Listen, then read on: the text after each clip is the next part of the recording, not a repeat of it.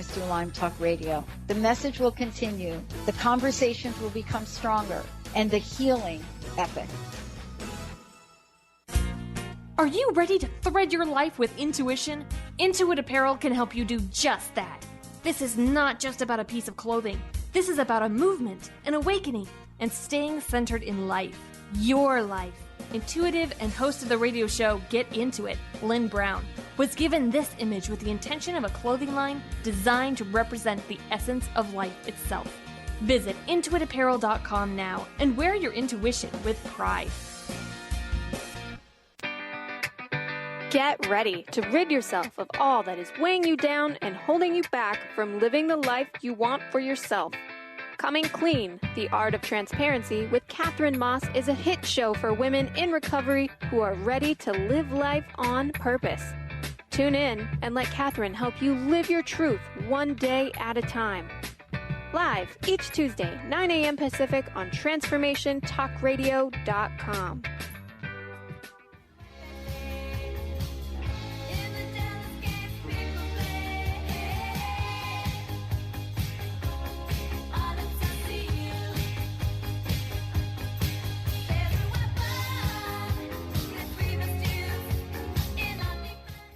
Wow. Hey, everybody. Welcome back. It's so great to have all of you tuning in to Radically Distinct Radio with Jenn Morgan. She's sitting right across from me here.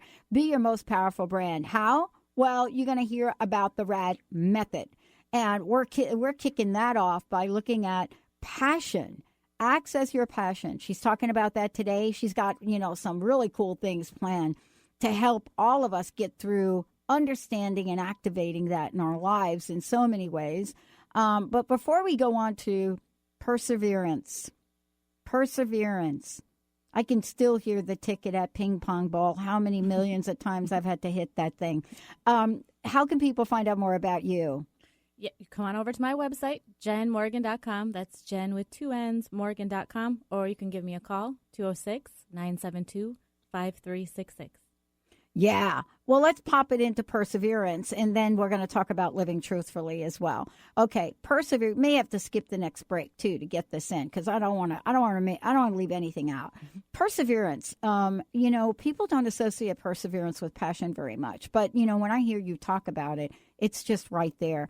For folks listening, what is your definition of it, and how has it come to the forefront in being radically distinct? Well, if purpose is all about when you're having anxiety and you can't figure out how to get a hold of that and you're just spinning out all of your emotional energy all over the place, right? That's what purpose kind of grounds you down and focuses you. Perseverance, when you've lost the motivation to get out of bed, is usually because you've suffered so many losses that you just can't figure out how to find within yourself that desire to try again, So perseverance is, I think people often think, you either have it or you don't have it. Yeah. And I think it's a better way to look at it is that it's a muscle that you can build, and it gets out of shape when you get beat down quite a bit. It's quite a normal thing. And perseverance is frequency and consistency at which you pursue your goals.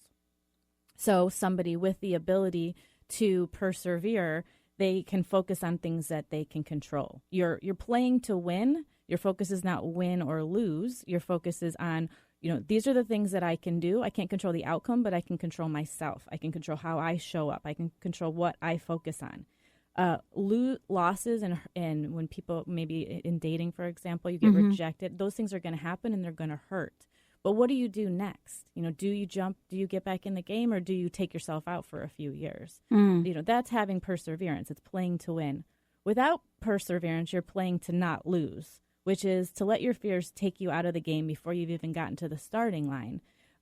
Challenges become proof that you can't be successful, so why even try? And then you find yourself showing up with less and less passion, and then you're less and less successful, and you're just kind of creating this self-fulfilling prophecy. Yeah, and I love that we keep saying less and less and less and less and less and less, because that is really a picture in itself. The idea of having passion and then equating that with less and less and less, because we don't have the tools to understand even how to build that muscle, is really key.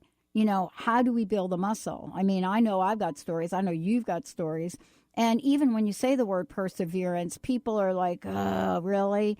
Well, Yeah, but it's not as really gigantic and hard to realize for yourself, right? Yeah. I mean, Yeah. weren't we just talking about sports, and Betty was just talking, we were talking about hockey and stuff during the break. Yeah. I think what we need is developmental goals to focus on outside of the win or lose. You know, what's your focus? Me personally, I have been working for the last few months on sounding more emotional when I'm on the mic, because this is very scary for me. I know maybe many of you are listening in. You think, oh, she's so confident. Look how she puts herself out there in the world. But the more I've stepped out further and further in the world, I've had to work on that. I've had to not lose connection to my passion when I get in like scarier and scarier situations. It's something that it's an actual thing. People do it, and the higher you try to excel, the more you have to get other people around you to help you create things that you can actually focus on instead of taking yourself out. You have a client who came to me, and he had just gotten an awesome job, and he did a great job in negotiating for his salary. And when he came to me, he said, Jen, I just need to not get fired for the next 3 months. Wow. And I said, wow. Oh my gosh, you just need to not get fired? So you're just going to show up, put your head down, and like basically become a nobody in the back of the room? Wow. And so I said, well, why not? What else is going on? And eventually I found out that the CTO, he's a what we call a programmer who's it's a different style of programmer, a software engineer. And we found out that the chief technology officer had just left. He got fired. There's nobody there to replace him. And so I said, well, why not play to get that job? I mean, you may not get that job, but why not show up every day as if you have that job? You know, what would that do? And, you know, I could just see him thinking differently. You know, how he shows up to work completely changed. Instead of laying low and being quiet, which would have made him be that unrelatable computer guy in the back corner. Right. Now what he does is he has this way of holding himself like, is this worth my time? If this is worth my time, then I will focus on it. But you know what he doesn't say these things, but you know what my hourly rate is? My hourly rate is high. And, you know, it's a way of holding himself. It creates a, you know, somewhat of a, maybe you might think arrogant way of showing up in the world, but it actually shows him that he can really think about how he spends every single minute of his day relates to the goals of the company. And so when he showed up for his 3-month review, he was able to compare himself individually and what he accomplished versus this team of 10 other consultants who are all external consultants who are working on the same program. He blew him out of the water. He told me that the pie chart for what they did versus what he did was like they had like this little tiny diet slice versus his giant pie.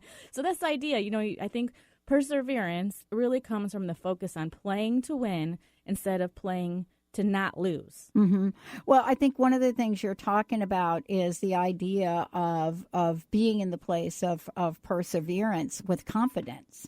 See, I think that we get confused sometimes between confidence and arrogance.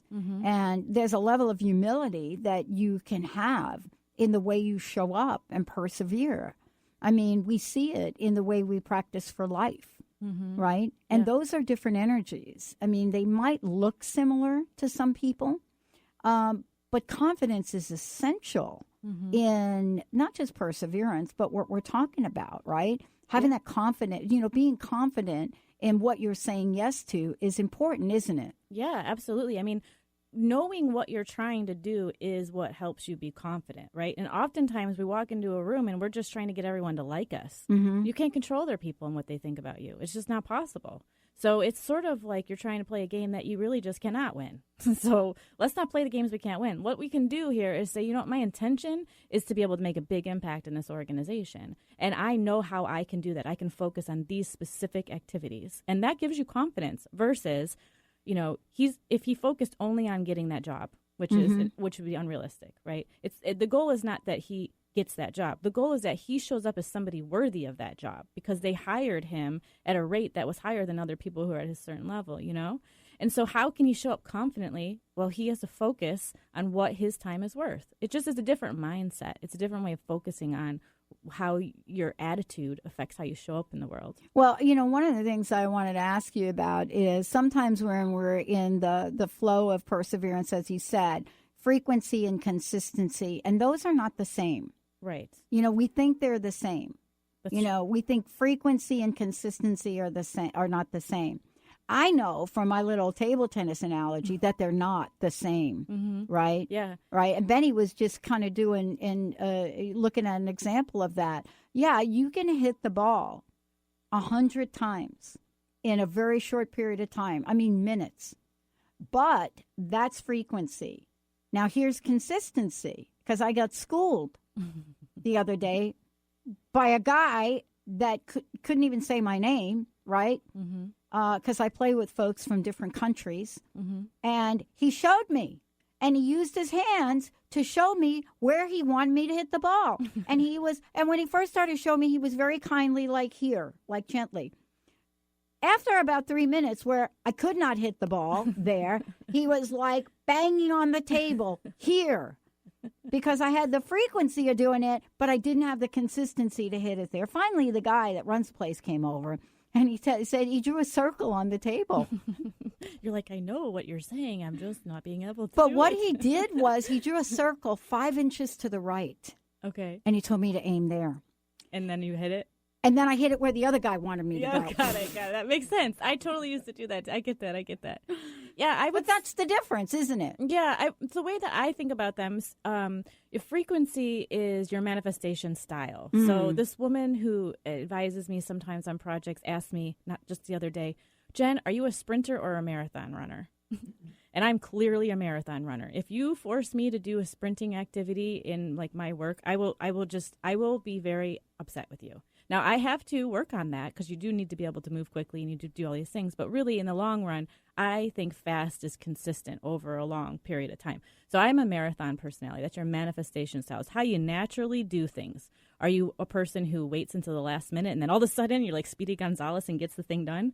That stresses a lot of people out, I have to tell you. But it is a style. Or are you somebody who slowly, methodically, makes little tiny movements, develops certain things at certain pace, and then after a while it looks like you move really fast. That's more like me. That's like frequency. It's like, how do you manifest? And then consistency is what you're trying to do with perseverance is find a frequency that you can be consistent at. So you want to consistently hit the ball in one place, right? Or you want to consistently go to this marketing event. And when you do things consistently, people start to trust you.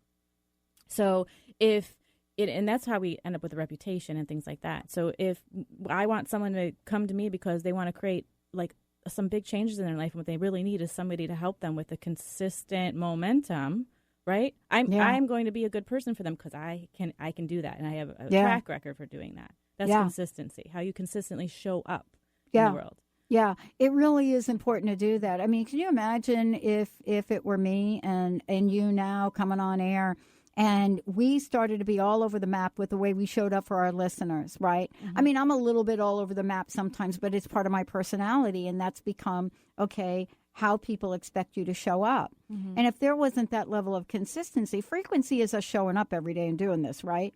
But consistently showing up sets an expectation, doesn't it? Yeah. And doesn't that expectation have to do with understanding there's a level of authenticity and truthfulness that we have to have in all of this? And that's really the third pillar that you talk about, right? Yep. So the third aspect of passion is living.